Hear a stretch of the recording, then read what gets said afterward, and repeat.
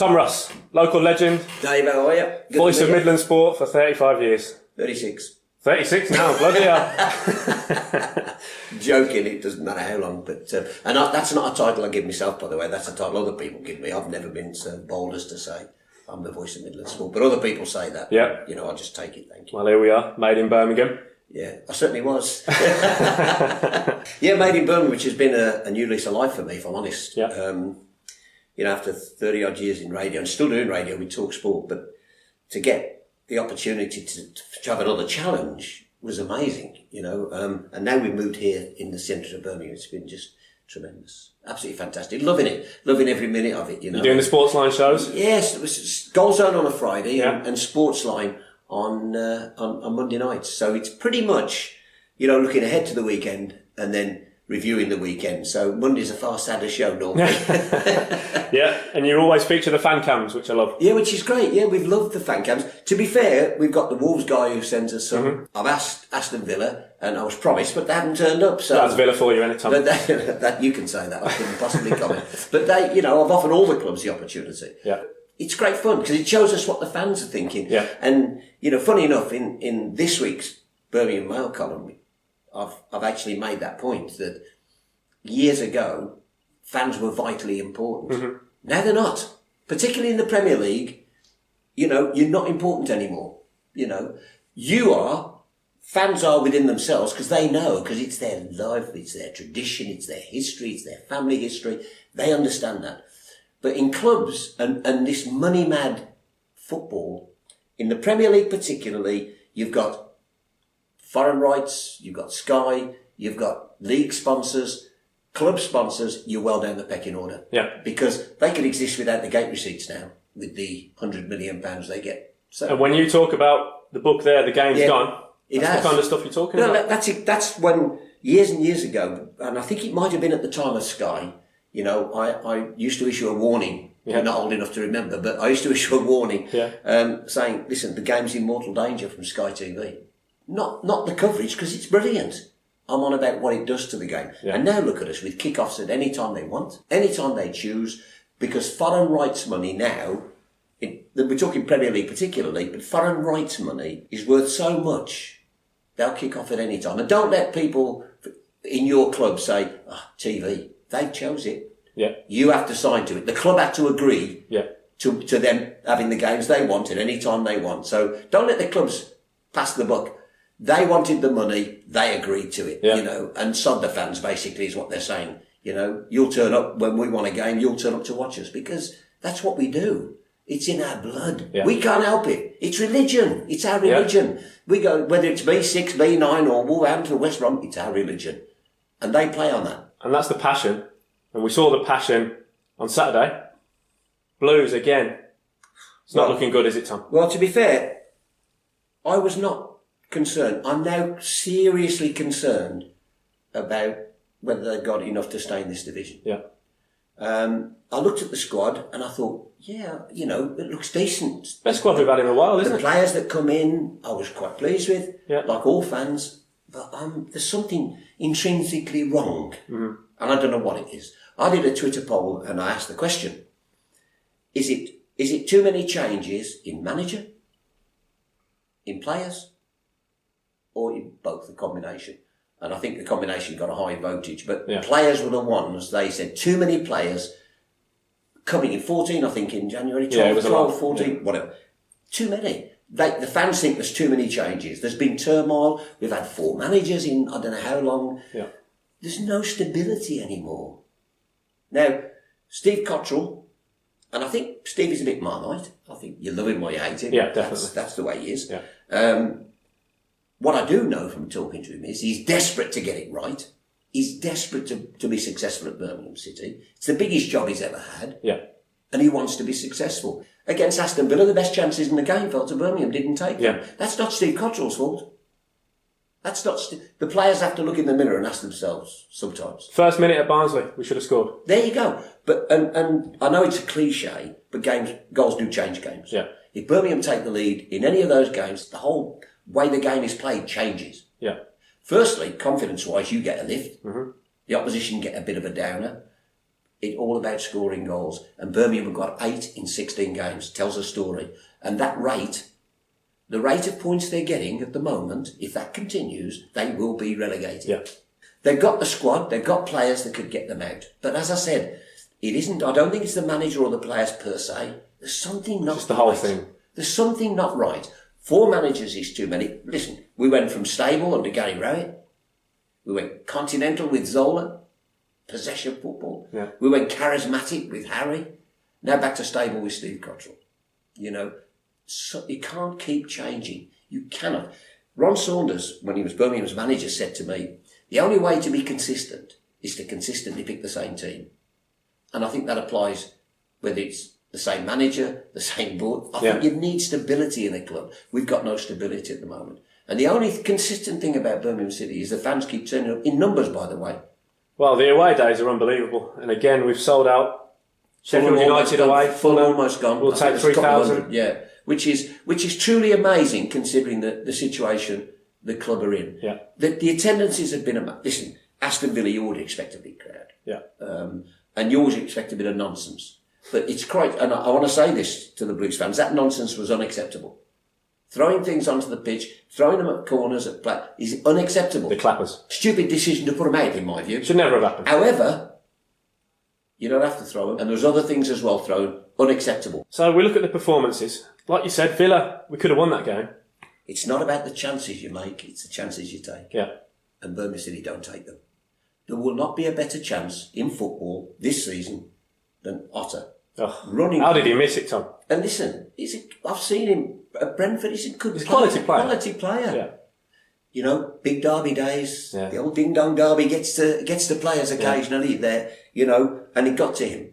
Villa had their opportunities as well. I think it was a fair result. If I'm totally honest. Well, they hit the bar, didn't they? Twice. So. Fair result. Yeah. But you don't know what would have happened had Birmingham taken the lead. So goals are vital. We've got 8. We've got 8. I think 3 away and 5 at home, or something like that. Whatever it is, it's very one of the worst goal scoring records in the Football League. And the conference, by the way, and the National League. Yeah. And in fact, there's only 2 worse in the Premier League, but they play 5 games less. Yeah. So let's be fair here, it's appalling. Yeah. The goals return for Birmingham City is appalling, and there's no secret as to why they're struggling. It's goals. And I looked at the start of the season, I'm thinking, Otter, Che Adams, Vassell, we've got some strike force there. Yeah. Just hasn't worked at the moment. Maybe Che Adams is better placed, not for me to pick the manager's team, but perhaps Che Adams is not an out-and-out front man. Yeah, maybe he needs to play off a big man. I'd like to see maybe Jukovic and him getting a run. So he can play off a big man. He can feed off a man who's got the ability to hold on to it. The pace we've got at the moment is a little bit about getting in behind. With Jukovic, it sticks and we can play off him. Maybe. Or Che Adams at number 10. Yeah. Whatever. But, we've got good players. Good players. I think in midfield we've got loads of energy, loads of commitment. Have we got enough quality? And not enough creativity, in my honest opinion. Yeah. Some people moan about Craig Gardner. The one thing Craig's brilliant at is keeping the ball and passing it to a blue shirt. We haven't done that very well, in the last few games. Well, there's a lot of fans calling for Gardner to be back in the team now. He keeps the ball. Yeah. I will say, in defence of Steve Cotterill and everybody else, you do not become a better player when you're not in it. Yeah. Oh, yeah. Everybody wants you back. All of a sudden, I mean, if you're injured or you're out the team, you're the man that can change it. Yeah, absolutely. But one thing about Craig, he keeps the ball. He's played in the Premier League a long, long time. He passes to a blue shirt. That is vital. We're not doing that very well at the moment. We played Brentford. What's Brentford's strength? Possession. Yeah. So what's the only thing you try to do with a team who've got possession? You keep the ball away from them. We kept giving them back. Yeah. Crazy in that situation. And they weren't at their best, but I thought they were comfortable in the end. Oh, yeah. And they weren't at their best. So and they're taking the mick out of us because, we've signed 3 of their players. Yeah. So, and, they're better players apparently. Yeah. But there is still a long way to go. There's a lot of points to play for. But you don't want to be playing catch-up, and we are. And I look at, where's the next points coming from? We've got Forest at home. Tough games. But then we've got, away games, big away games. Borough away on a Tuesday night. We've got Wolves. Yeah. We've got big games to come. They've got to start picking up points. There's no ifs, no buts, no maybes. The results aren't good enough. Steve Cotterill doesn't need you, me, or the fans to tell him. Yeah. The results ain't good enough. He needs to dig himself out of this. But it's the players that'll do it, you know. Once they cross that line, you've seen managers. We had one, Barry Fry, was amazing. Walking down the touchline, loved it. Fans loved it. Yeah. Managers who scream and shout on the touchline. You know what that does? Impresses the fans. Does it do anything on the pitch? No. Yeah. No, it doesn't. I think we need players to stand up and be counted. And the one thing I look on our pitch and I look around and I struggle to see is a leader. A Paul Robinson. Yeah. A leader of men. You know, I think David Davis puts himself around. He played the derby exactly how it should be played. Absolutely. By the way. He gets stuck in, he puts himself around.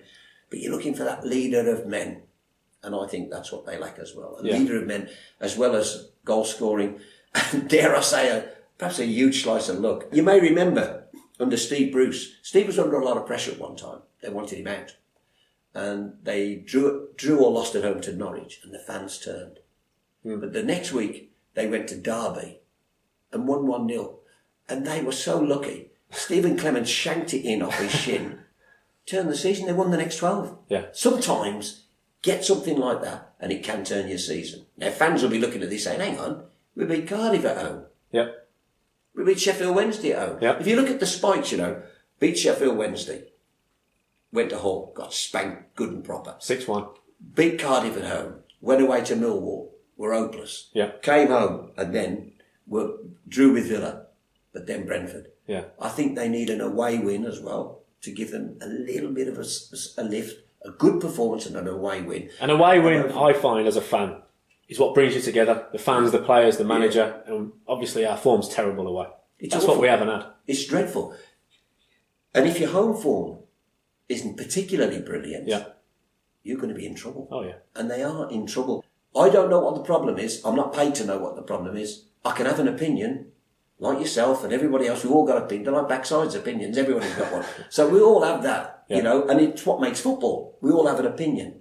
And I love that. But the man who's charged with having the right opinion is Steve Cotterill. He's got to pick the right team. That might not always be the team we agree with, but he's got to pick the team he thinks will win a game. He has to win games. There is no ifs, no buts. You've got to win games because dropping into League One is unthinkable. Disaster. The bigger teams than Birmingham have dropped in. Yeah. So, you know, I remember Forest, who'd won the European Cup, but they were too good to go down, went down. Leeds went down. Southampton went down. All had to regroup and start again. Look at Coventry. Yeah. They were in the Premiership longer than anybody and ended up in League Two.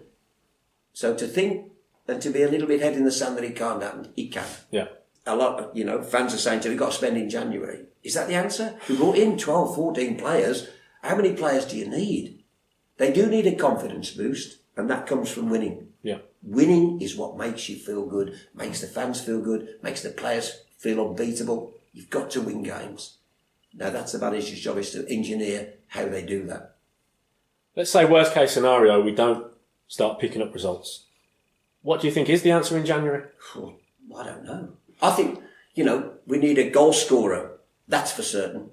Maybe you've got to persevere with people like Jukovic, who does know where the goal is. And he got double figures last year, didn't he? Did all right for us.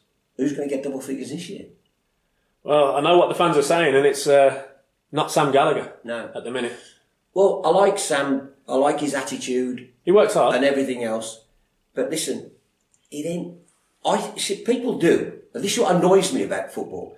People in the game, I'm not talking fans now, managers, coaches, you talk about a player, and the first thing they say is, works hard.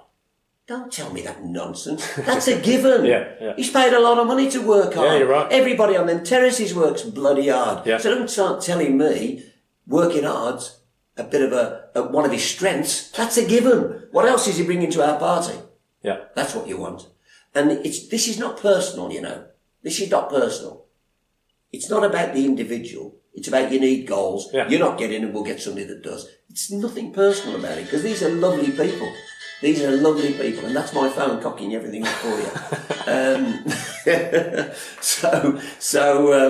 But yes, that's as I see it. Don't tell me about hard work. I expect that. A coach should demand it as a given. What are you bringing up? What extra are you bringing to the party? Again, we talk about the game's gone. You've got a line in your book. It says, Work hard and you're usually going to succeed. Yeah. But if you work hard and those around you don't, you'll usually fail. Is that a problem with the Blues squad at the minute? Players have decided, you know what, I'm not going to put in a shift this week. Can you see that? I don't honestly believe any of them don't put a shift in. I think they have bad games. Yeah. And when you have bad games, and when you're out of form, your confidence suffers, and maybe you don't want the ball. Yeah. But that isn't about work rate. But, you know, there has to be something extra to work. Desire over ability is very important. Desire's important. But that's more than working hard for me. Because I talk in my book as well about never underestimate the power of desire over ability. Yeah. But desire isn't working hard. You can run up and down the pitch and not touch the ball and you've worked hard, haven't you? Sweating. Yeah. I'm talking about desire. The desire in a player, and we've seen players over the years that do it, where there's a ball that's to be won. It's 60-40 in the opponent's favour, but he wins it. That's desire. Yeah. That's what we're looking for. To go along with the hard work you put in, that desire, and then you hope that a little bit of special ability creeps in. But if you're not getting that special bit of ability, what you have to do is regroup and go into a game as a team and work your socks off. Sometimes you have to work your whatsits off, show that desire and scrape your win, and that turns your fortune. Let me tell you, and one of the things I've learned talking to players all my life and footballers, when you're 4-0 up, everybody plays like Messi. When you're 4-0 down, look around you, see who's gone AWOL. Yeah. That's what you have to do. Yeah. Look who's going to grab hold of the game. Look who's going to say, I'm going to turn this game around for you. There are no shortcuts to success. There are no shortcuts. There are no shortcuts to winning a game of football. Anybody that thinks it's just enough to have abilities, crackers. You've got to have everything else that goes with it. It's a package. What did they do in January? You'd like them to go and get a goal scorer, recognised goal scorer. Yeah. They cost fortunes. Yeah. Look at Wolves. They've got a midfielder who's tearing up this division. Cost 16 million quid. Yeah. Ruben Neves. Yeah. They've got Bonatini on loan from abroad, scores lots of goals. But they're being created for him. And I think, you know, perhaps that's where the manager's job is. He's got to look at it. But he's desperate for it. I can see in his face. I looked at the weekend when I saw his interview, Steve. He's desperate to be successful. But, you know, sometimes the game kicks off, and as a manager, you've got to just let them get on with it. You can change it. Yeah. You can change it at half time. You can make your substitutions. But once they cross that line, you know, they've got to perform. Because you've worked all week. If you ever go to the training ground, you've seen them. All week they work on certain things, planning this, planning that. What was the first goal of Barnsley? 2 minutes. Time? 2 minutes, right? So you've worked all week a plan. Within 2 minutes of the game kicking off, that plan's out the window. Yeah. If it was easy, we'd all be doing it, mate. Yeah. We'd all be doing it. And one of the things you do learn in my business is, and I include myself in it, we're all great managers. But it ain't our responsibility. Yeah. We can all pick the best team at 5 o'clock. Steve Cotterill picks his at 10 to 3. Yeah. You know what I mean? It's easy being a Monday morning manager. Yeah. But the pressure's on him. There's no ifs and buts. He's got to win games. He's got to win games or he won't last long. Simple. Steve Cotterill has to win games, but he relies on footballers and players. But you do wonder if there's intrinsically something else at the club that ain't right. Well, I think we've had hints of it because when Redknapp left, he said that the players had destroyed Zola. What he said was as well, I've enjoyed working with half of them. Half of them, yeah. Now, I don't know exactly what he meant by that, but it's obvious, isn't it? He thinks some of the players are not committed to the cause. I think the fans think it's the players that are still left over from the Rowett days. There's a big contingent that would think it was crazy to sack Rowett. I was one of them. Yeah. I was one of them. 3 points off the playoffs. Yeah. When he left, 3 points off the playoffs. I think this time last year we were fourth in the table. Yeah. So he left, and people said, yeah, but he wanted another job. His agent gets contacted by people, right? Now remember, I think it's a great thing when people want your manager because it means you got a good one. Yeah. Queen's Park Rangers were saying to his agent, listen, we'll pay you this if he ever becomes available. So what does he do? He goes to see his boss and says, I've been offered this if I move. Are you going to match it? But he was on a rolling year's contract, so he couldn't have walked out anyway. He's on a rolling year. So every morning he woke up, he'd still got a year to go as Birmingham's manager. But he turned down the offer of a new contract because he knew that they weren't going to make it financially viable because he'd already asked them about QPR. So do you think the move for Blues would have just been to call his bluff and say, no, you're here. If you want to get a better job elsewhere, good luck to you? I would have. Now, some of those players are still left over. But some of the players would have moaned about Gary anyway. Yeah. And they'd have moaned about Zola. And they'd have moaned about Harry. And they're probably going to moan about Steve. I don't know. But that happens in every single club. Listen, in the days of Latchford and Francis, there was fallouts on the training ground. Yeah. That's happened at every single club. It's only big news now because the power of social media and everything that goes with it. It happened all the time. I've been on team buses when managers have had rucks with players. I've seen it. The more they get angry about losing, the better I'll feel about it. Because we get angry, don't we, watching it? Oh, yeah, definitely. You know? So I want players to be upset and angry. And it was nice to see Harley Dean after the match. He gave an interview where you could sense some passion there. He admitted that there are problems in the dressing room, but he said that the players feel it. Well, didn't Ryan Shotton leave with a parting shot, the same sort of thing? I think we're starting to see what that was all about. You know? So when I say there's something intrinsically wrong, yeah. I believe that maybe Steve Cotterill has a lot more to sort out than just winning a football match. Yeah. I'm sure he would have liked to have come in on the last day of the season and sort this all out in the summer. But these days, it isn't easy. I don't know, and I'm only surmising now, based on what Shotton said, what Harry said, and other things. You could be forgiven for thinking there's something else going on at Birmingham that we're not privy to. Now, if people come and tell me you're talking rubbish and you're on about, fine. Well, then they should have gone to Shotton and told him, and Harry and told him, and everybody else. Yeah. Right? Now, the owners are in China. Paul Swain doesn't know other than reports from his senior managers, I would think. Yeah. Mr. Dong I met for the first time a week ago.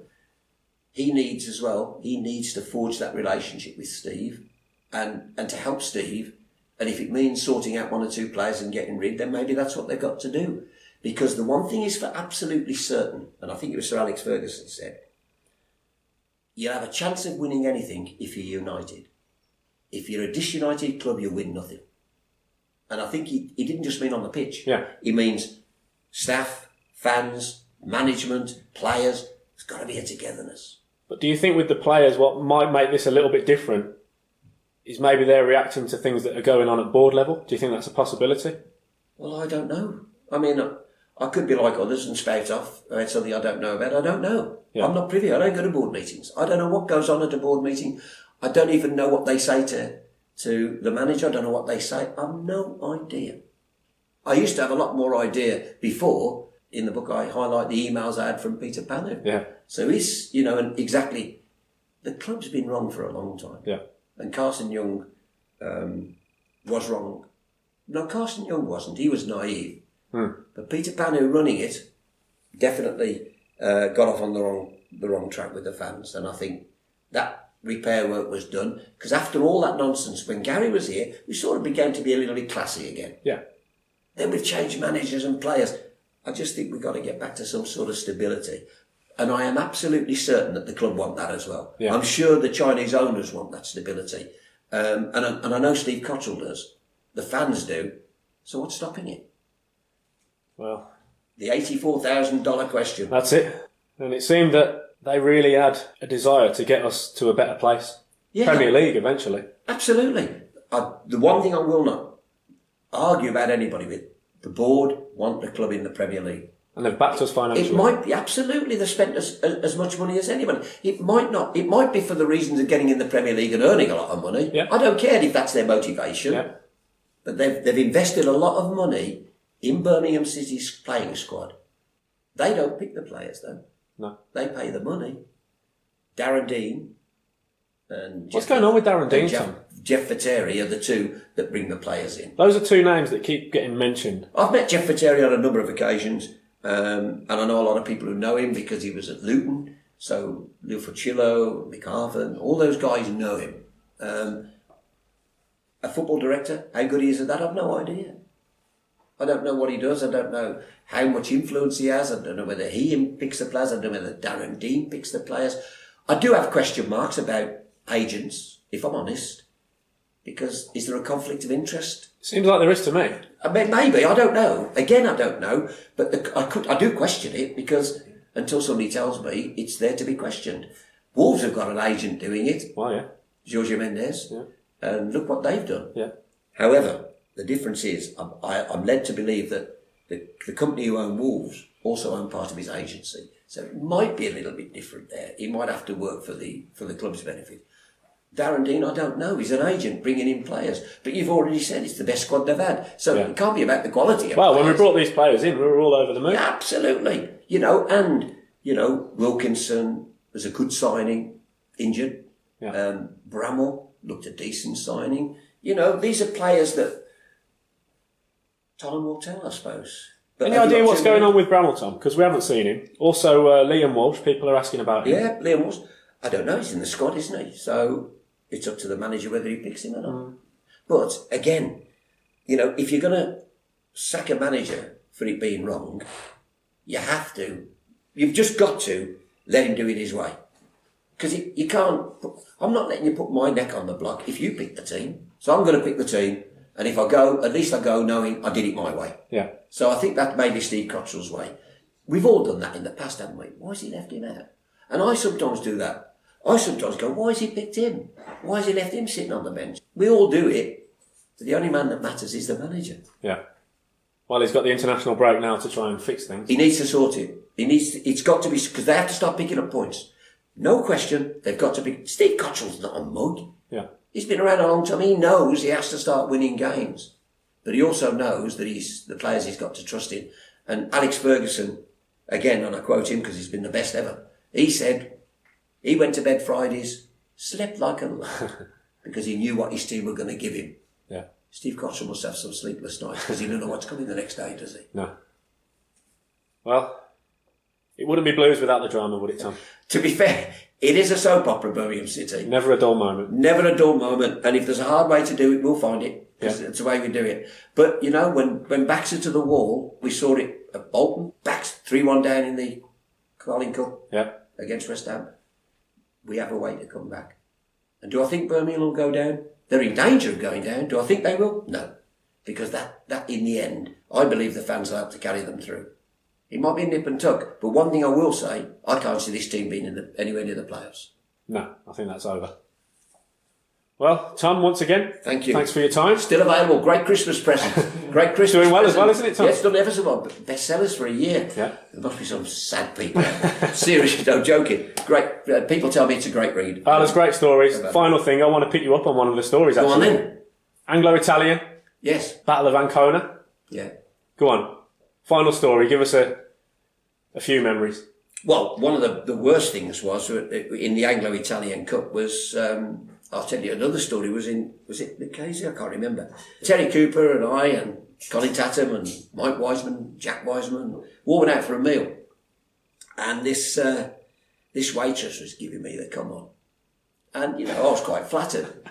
And I had my picture took with her. And then they pointed out it was a bloke.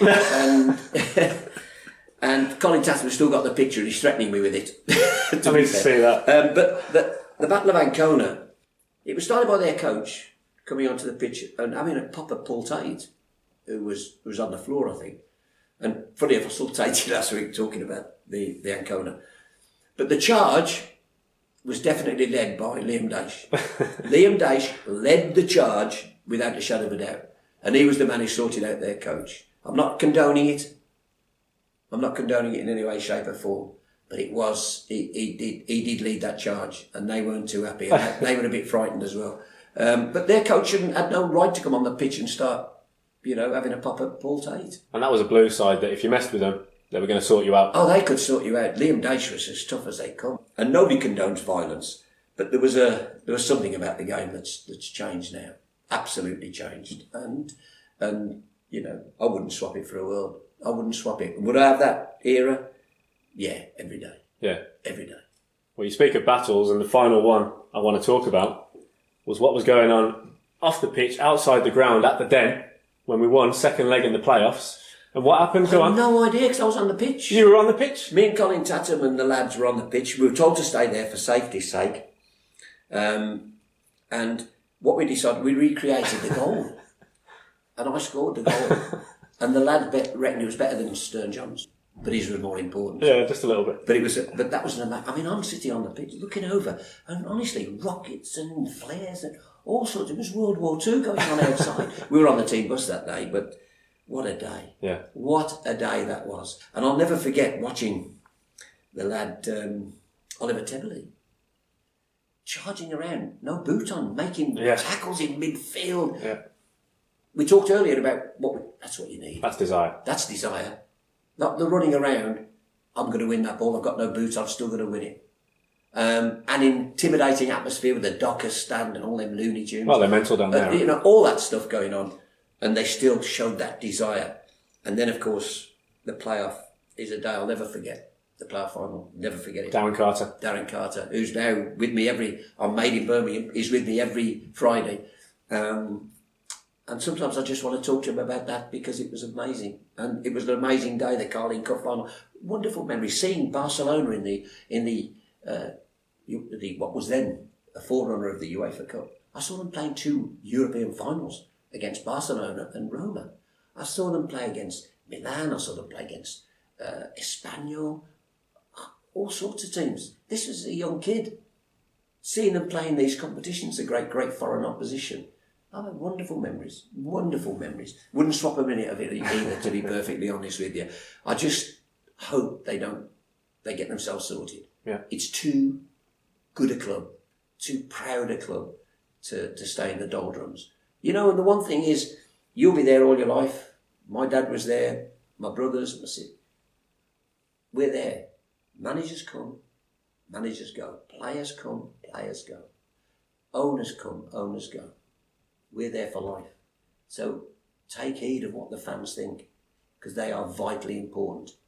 You might not think so because of your sponsors and all the rest of it, but your fans are your lifeblood. And no matter who owns it, Paul Swen, Trillion Trophy Asia, he owns the assets, the ground. He can decide who comes in, who goes out. He doesn't own the soul of the club. The soul of the club belongs to the fans. Yeah. And that's something they'll never own, owners. They'll never be able to that. They'll own all the assets. They'll never own the soul of a club because that belongs with the fans. The song, come wind, rain, sleet or snow, Saturday, St Andrews is where I go. That attitude, that's what we're about, football fans. And football clubs should remember that. Fans are always the most important part of any football club. If you remember, privately owned clubs were different. Then all of a sudden, everybody went PLC. And that changed the horizon of football. Now it's all about the bottom line. It's all about shareholders, the bottom line, making money. We want to get in. You want to get in the Premier League with Blues because you want to see them play Man U, Man City, Chelsea, Arsenal. You want to see them, and rightly so. You want to be in the top two. That's glory. Owners want to be there because it's 100 million quid minimum. That's what they want to be for. Yeah. And they will say to their manager, "You'll get a bonus keeping us up, not finishing 6th, qualifying for Europe or anything. Keep us up, you'll get a bonus." So if you finish 17th, they're happy. We're not like that. We go up for glory. That's why they disrespect the FA Cup. They disrespect the League Cup. They disrespect all these things because staying in the Premier League and making money is all that matters to footballers, to managers and to clubs, not for us. And that's where the chasm between fans and clubs has got wider every year. Because we're in it for different reasons. We're in it for family history, family tradition, our religion. They're in it because in the Premier League, they'll earn more money. Simple. You must really fear for the future for football. The game's gone. I mean, it has. The game has gone. And now, in a very Orwellian attitude, there's top 6 clubs in the Premier League now want a bigger share of the foreign rights money. Now, when they started the Premier League, which was the start of the root of all evil, by the way, they started the Premier League, and greed was the foundation of the starting of the Premier League. You rest of you can. Sorry. Now, in the Premier League, 14 clubs, by and large, 14 clubs are extras, like you see in Coronation Street, extras, walk-on parts. We need opposition, so you'll do. Now, we'll give you that amount of money now. Be happy, be grateful. Now, we want bigger share of the foreign TV money. It's been knocked back once, but eventually they'll get their way. Eventually they'll have the game done away with as we know it. And let me tell you, if Sky pulled the plug and there was no money, you would not be able to get near Birmingham Airport for foreign players flying out. Because they ain't staying. They ain't here to make the Premier League the toughest and best in the world. They're here for money. Yeah. Mercenaries. That's all they're here for. So every time you see a player kissing the badge, it makes me want to throw up. Honestly. Yeah. It does, because it's a nonsense. It's all about money, particularly the Premier League. I think in the Championship, fans are still important. In League One and League Two, they're very important. Yeah. You know, I would seriously consider now a Premier League Two, and also some more equal distribution of monies to League One and League Two clubs. I think you've got to. Because if not, eventually the Premier League will be a private members club, where you'll get, I wonder how long before it's by invitation. So just as soon Walsall got to the top of the Championship. Premier League wouldn't want them anywhere near it. What with that ground? Forget it, not interested. Do you see where I'm coming from? Yeah, definitely. And yet, the whole essence of football is earning the right to be somewhere. Yeah. So, you know, football, and yet, I love it with a passion still. I still can't wait for Saturdays. I hate international breaks. I hate the summer. I love football days. I love Saturdays or Sundays or Mondays or Thursdays or Fridays or whatever time they want to play football these days. Yeah. But I love the game. And I go home and I watch it on the TV again, and then I watch it again. I look at it and examine the goals on, and I'm going, and it upsets me. And I suddenly think, hang on, why am I paid to be upset? No. Grow, and I tell myself, stop being stupid. And then I watch it again, I get upset again, because it's in your blood. Anyone that's heard you doing the commentary for the Carling Cup final knows all about that. Overfed. What happened to him? I haven't seen him since. He scored that goal, nobody's seen him. No, he's off in America. I don't care. He scored the goal. He scored the goal. And also a big thanks to Kashani and Wojciech. Thank you very much indeed. Very helpful. Yeah. Okay. Well, on that note, we hope that better times are around the corner. Listen, the one thing in football, it can change quickly. Let's hope it changes quickly and I don't mean for the club's sake, for the player's sake, for the manager's sake, or for the owner's sake. I mean for the fans' sake. Yeah. Let's hope it turns around quickly, and you know we can enjoy some wins and begin to look optimistically towards the top of the table. Well, on that note, Tom, keep right on. As always, mind you, it was the first song I learned to sing. I think I told you before. Yep. My dad taught me to sing Keep Right On to the End of the Road, but he never did tell me how long the road would be or how tired and weary I'd get. More sorrows than joys. Absolutely. But I wouldn't have it any other way. Brilliant. Cheers, mate.